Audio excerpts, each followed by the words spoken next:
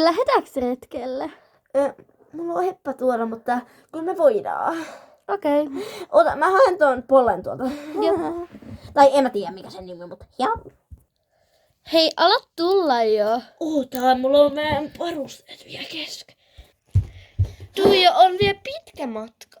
Ei hevonen enää jaksaa, hei. Pitää sen nyt jaksaa. Tosi sun vuori, minä kaaduin. Ei.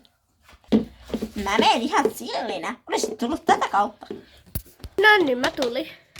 Minä menen väärinpäin. Mites me tästä päästään alas? Tässä on vapaa pudotus. No, Ai siivet!